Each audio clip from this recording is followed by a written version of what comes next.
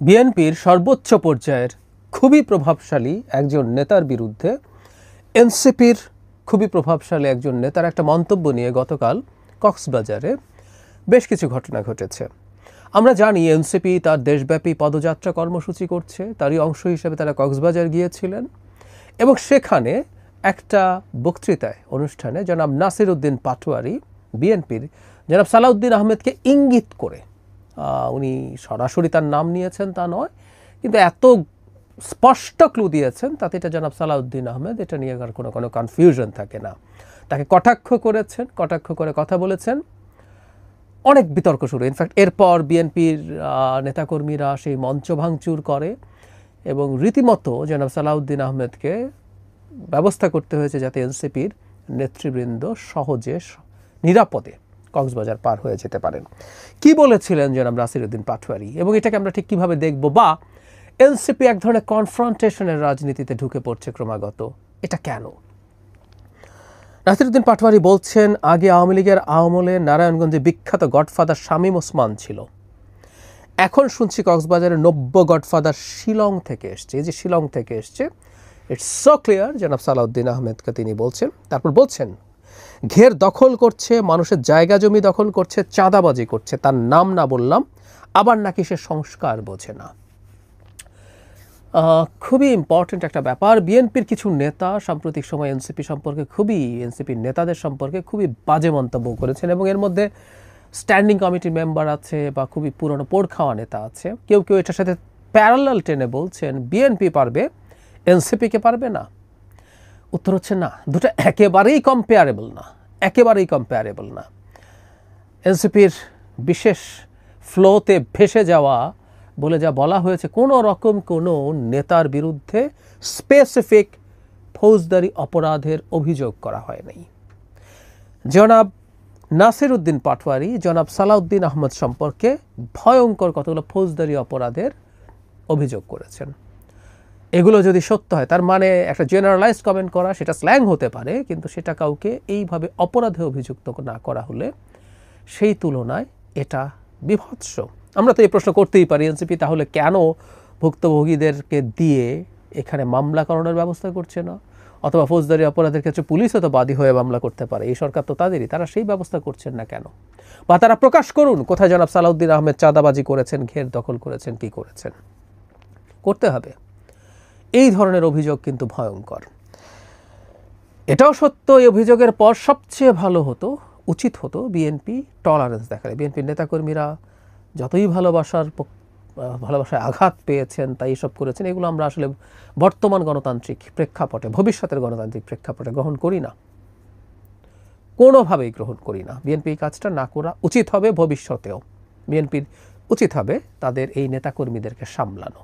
খুবই অন্যায়, গর্হিত কথা হয়েছে, কোনো সন্দেহ নেই, কিন্তু এটা না করলে বিএনপি বড় দল হিসেবে আরও বেশি দায়িত্বশীলতার পরিচয় দিতে পারত, দেয়া উচিত হবে। এটা নিয়ে আমরা যেন ক্রমাগত কথা বলি। আমি বিশ্বাস করি জনাব সালাউদ্দিন আহমেদ তার এলাকার নেতাকর্মীদেরকে এইসব ব্যাপারে সতর্ক করবেন। শুধু তিনি নন, বিভিন্ন জায়গায় একই ধরনের ঘটনা ঘটতে পারে। বিএনপির সকল নেতার উচিত হবে এই ধরনের বার্তা তাদের এই ধরনের পর্যায়ে পৌঁছে দেয়া, যাতে তারা এরকম কিছু না করে। এখন আসলে মূল আলোচনাটায় যেতে চাই যে এনসিপি কেন এমন করছে, বা নাসিরউদ্দিন পাটোয়ারিকে কি সিলেক্ট করেছে, বা কেউ এই প্রশ্ন করতে পারেন এটি নাসিরউদ্দিন পাটোয়ারির ব্যক্তিগত মতামত নাকি এনসিপির মতামত। যেন পাটোয়ারি রিসেন্ট সময়ে নানা রকম বিতর্কিত মন্তব্য করছেন। আমাদের মনে হয় অন্তত দুটো মন্তব্য, বিএনপি 50 থেকে 100 সিট পাবে, এটা হলো 400 সিট, মানে ওরা ধরেই নিয়েছেন সংস্কার হয়ে 400 সিট হবে, আর এনসিপি 300-র মতো সিট পাবে বলে তিনি মনে করেন। এইসব বলে প্রচুর ডিবেটে আসছেন, ঠিক আছে, আমরা এভাবে দেখতেই পারি। কিন্তু যারা পাটোয়ারি যেহেতু আগে বলছেন, এখন আবার বলেছেন, তার মানেটা হলো এই, আমরা ধরে নিতে পারি এগুলো এনসিপি তাকে অ্যাসাইন করেছে এভাবে বলার জন্য, এটা এনসিপি চায়। মাত্র কয়েকদিন আগেই গোপালগঞ্জে একটা কনফ্রন্টেশনাল পরিস্থিতি তৈরি হয়েছিল। আমি মনে করি এক ধরনের উস্কানির কথা আমরা বলছি। মার্চ টু গোপালগঞ্জ, অবশ্যই মনে হতে পারে পদযাত্রা কেন মার্চ হয়ে যাবে, কিন্তু এটা না হলেও সমস্যা হতে পারত। কিন্তু ওখানে একটা কনফ্রন্টেশন এবং সেটার রিয়াকশনে তারা আবার নানান কিছু বলছে, এটা তাদের রাজনীতিতে সাহায্য করছে, তাদেরকে প্রাসঙ্গিক করে রাখছে। রাজনীতিতে রেলেভেন্স ইজ ভেরি ইম্পর্ট্যান্ট। ঠিক একইভাবে এখন কক্সবাজার এই ঘটনা ঘটার পর তারা আবার প্রাসঙ্গিক হয়ে উঠলেন, তাদেরকে নিয়ে কথাবার্তা বলছি, নেগেটিভভাবে কথা বলেও যদি কেউ বলে থাকেন সেটাও তারকে নিয়ে আলোচনাই হয়, এটাই নিয়ম। গতকাল 3টা টকশোতে পার্টিসিপেট করেছি এবং 3টাতে এনসিপি অবধারিতভাবে আলোচনায় এসছে, তাদেরকে নিয়ে কথা হয়েছে। আর এনসিপি অন্তত দেখাতে পারছে তারা আওয়ামী লীগের মার খায়, তারা বিএনপির মার খায় এবং তারা বিএনপি এবং আওয়ামী লীগকে একই রকম কিছু সেই হিসাবে তারা দেখানোর চেষ্টা করতে পারে এই ঘটনাগুলোর প্রেক্ষাপটে। কিন্তু আমরা খেয়াল করছি যে এই দেখানোর মাধ্যমে আসলে তাদের কতটুকু বেনিফিট হবে। জনাব সালাউদ্দিন সম্পর্কে তাদের কিছুটা ক্ষোভ আছে আমি ধারণা করি, কারণ উনি সংস্কার বোঝেন না, এটাও ইঙ্গিত করেছেন জনাব পাটোয়ারি। জনাব সালাউদ্দিন আহমেদ বিএনপির হয়ে ঐক্যমত্য কমিশনে পার্টিসিপেট করছেন এবং খুবই এনগেজিং ওয়েতে করছেন।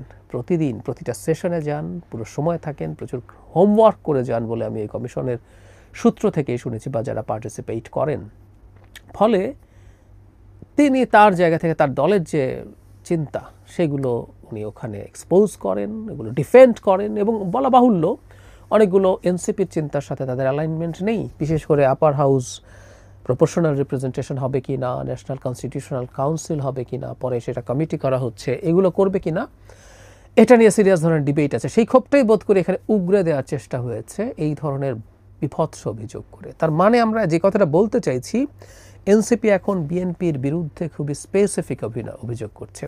এখন এনসিপির আরেকটা জিনিস আমরা একটু যোগ করব, মানে যে জায়গাগুলো একসময় তারা ধরতেন না। জনাব তারেক রহমান সম্পর্কে একই ধরনের মতো, শিলং মানে জনাব সালাউদ্দিন আহমেদ সম্পর্কে আরেকজন নেত্রী একই রকম কথা বলেছেন, শিলং পালিয়ে গেছেন। জনাব তারেক রহমান সম্পর্কে লন্ডনকে ইন্ডিকেট করে কথা বলা হয়েছে যে কেউ ভারতে পালায় আর কেউ লন্ডনে থাকে, খুবই গুরুত্বপূর্ণ নেতা। এই ধরনের মন্তব্য জনাব তারেক রহমানকে ইন্ডিকেট করেছেন, মানে জনাব তারেক রহমান আক্রমণের জায়গায় গেছেন। শুধু সেটা না, বেগম খালেদা জিয়ার প্রতি এক ধরনের আপাত শ্রদ্ধা দেখানো এনসিপি বেগম খালেদা জিয়াকে খোঁচা দিয়েছেন।